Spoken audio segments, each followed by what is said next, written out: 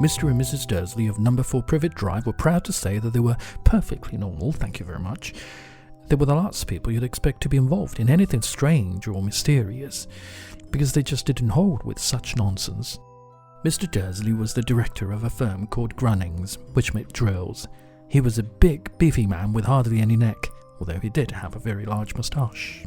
Mrs. Dursley was thin and blonde and had nearly twice the usual amount of neck, which came in very useful as she spent so much of her time craning over garden fences, spying on the neighbours.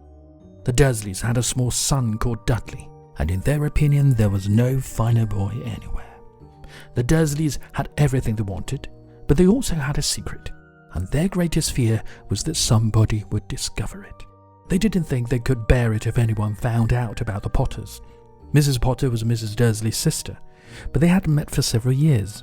In fact, Mrs. Dursley pretended she didn't have a sister, because her sister and her good-for-nothing husband were as un-Dursley-ish as it was possible to be.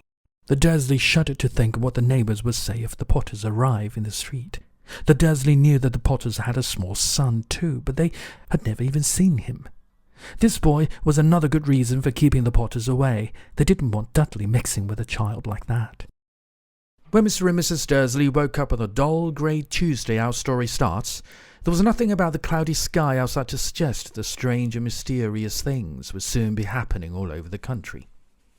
Mr. Dursley hummed as he picked out his most boring tie for work, and Mrs. Dursley gossiped away happily as she wrestled a screaming Dudley into his high chair.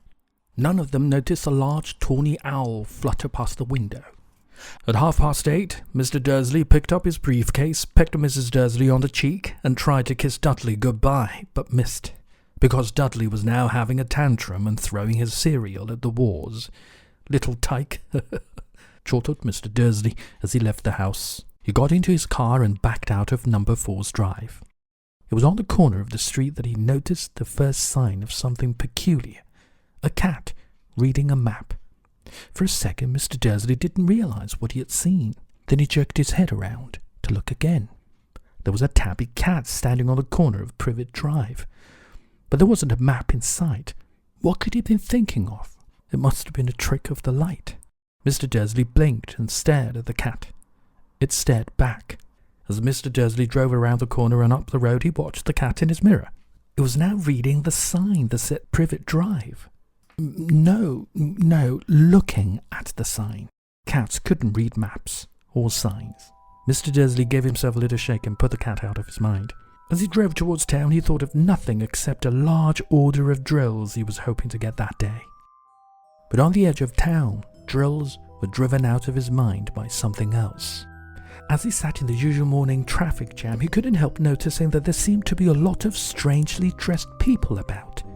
People in cloaks.